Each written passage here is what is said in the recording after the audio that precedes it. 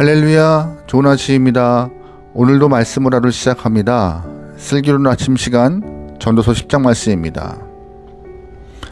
공동체를 이끌어가는 리더에는 여러 유형이 있습니다. 보통 4가지의 유형 정도로 나눠볼 수 있는데요. 먼저 똑똑하고 성실한 리더가 있습니다. 그 다음에는 똑똑하지만 조금 게으른 리더가 있어요.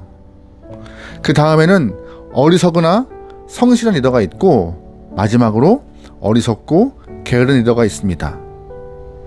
여러분이 공동체 리더를 선발할 수 있다면 어떤 사람을 선발하시겠습니까? 당연히 많은 지식과 식견을 가지고 있으며 동시에 성실한 사람을 선발할 것입니다. 반면 뽑고 싶지 않은 리더는 어떤 리더일까요?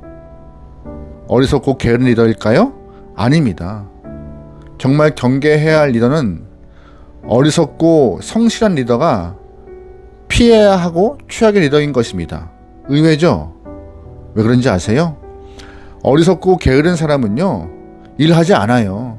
그래서 공동체가 움직이지 않거나 천천히 움직입니다. 반면 어리석고 성실한 사람은요, 잘못된 방향임에도 불구하고 공동체를 고질스럽게 끌고 가서 개인과 공동체를 다 힘들게 합니다.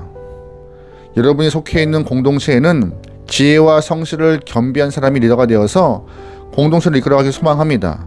그리고 끊임없이 여러분은 리더들의 지혜와 건강을 위해서 기도해 주시기 바랍니다. 전도서를 기록한 솔로몬은 왕이었습니다. 그가 왕으로서 한 나라를 이끌어가면서 깨달은 것은 왕이 잘못된 길을 가면은요, 온 나라가 어려움을 당할 수밖에 없다는 것을 그는 알았습니다.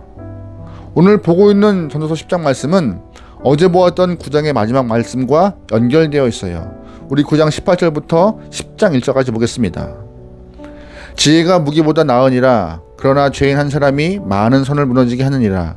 죽은 파리들이 향기름을 악취가 나게 만드는 것 같이 적은 우매가 지혜와 존귀를 난처하게 만드느니라. 아멘. 솔로몬은 지혜가 그 어떤 무기보다 힘이 있다고 말하면서 많은 선을 무너지게 하는 것은 백성들의 모습이 아니라 죄인 한 사람이라고 꼬집어 말하고 있습니다. 또 향기름에 악취를 나게 하는 것도 많은 파리가 아니라 죽은 파리 한 마리라고 말하고 있어요. 같은 논리로 말하면요, 백성들이 함께 마음을 모아서 쌓아 올린 위대한 업적을 하루아침에 무너뜨리는 것은 우매한 리더 한 사람이라고 말하고 있는 것입니다. 만약 여러분 비싼 음식을 시켰는데 그 음식 안에 이물질이 있으면 어떤 느낌이시겠습니까? 괜찮아, 그냥 먹으면 되지 라고 할 수 있으시겠어요? 이물질 하나가 식사하는 모든 사람들의 기분을 망치고 마음 놓고 음식 전체를 먹을 수 없게 만들어 버립니다. 이와 같이 백성들이 좋은 공동체를 만들어 가려고 마음과 힘을 모으고 있는데 우매한 리더 한 사람이 있으면요, 그 우매한 리더 한 사람 때문에 공동체는 심각한 위기에 빠지는 것이에요. 솔로몬이 활동했던 왕정시대에만 한정된 이야기일까요? 아닙니다. 이 이야기는요, 현재 우리의 사회나 왕정시대나 할 거 없이 어느 시대나 동일한 문제이기 때문에 우리가 경계해야 될 부분이고, 사람을 보는 안목을 키워야 하는 이유가 여기에 있기도 합니다. 그럼 우매하고 어리석은 사람의 특징은 무엇일까요? 2절 말씀에 설명하고 있습니다. 2절입니다. 지혜자의 마음은 오른쪽에 있고 우매한 자의 마음은 왼쪽에 있느니라. 아멘. 2절에서 오른쪽과 왼쪽을 말하고 있는데, 이 오른쪽과 왼쪽은 방향과 위치를 말하는 것이 아니라 선함과 악함을 말하고 있는 것이에요.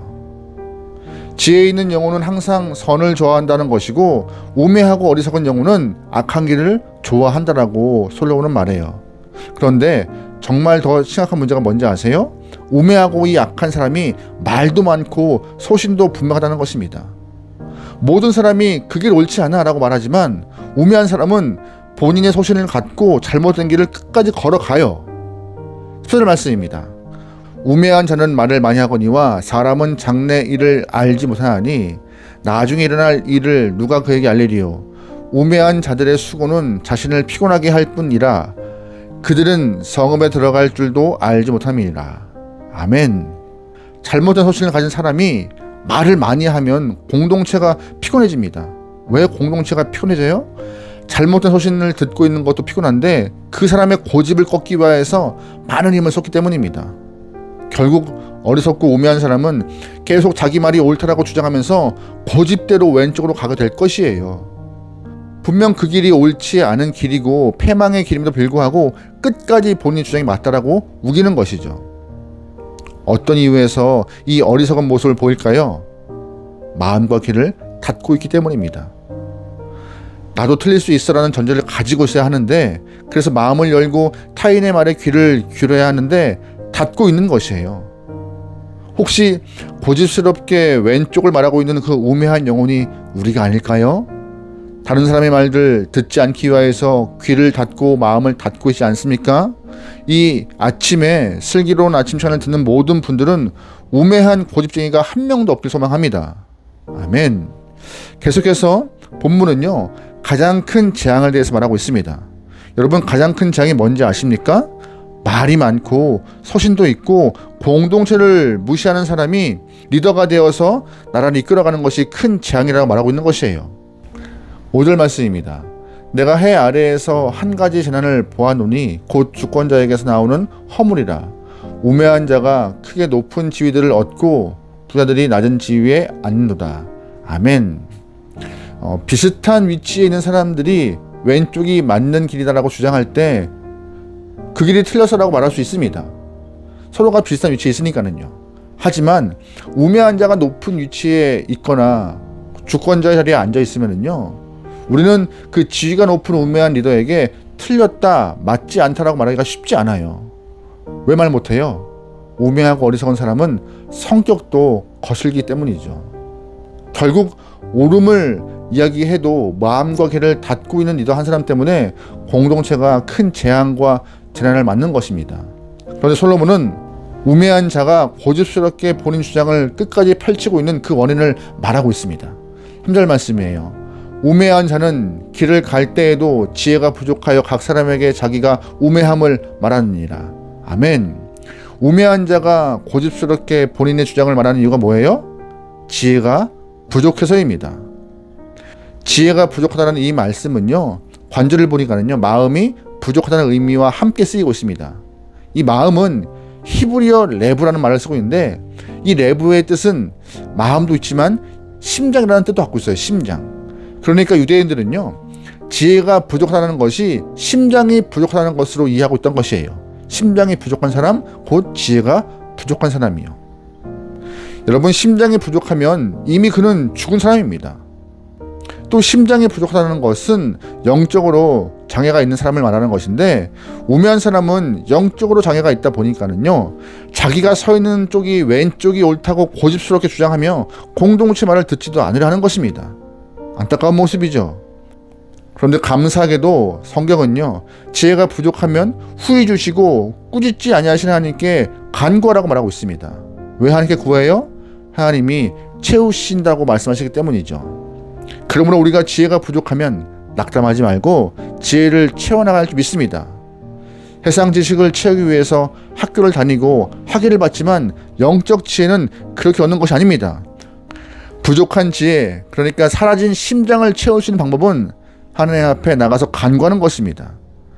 하나님의 말씀을 즐겨 듣고 그 말씀으로 우리의 부족한 심장을 채워나갈 때 골방에서 엎드려 기도하면 그 지혜로 우리의 인생이 가득 찰 것입니다.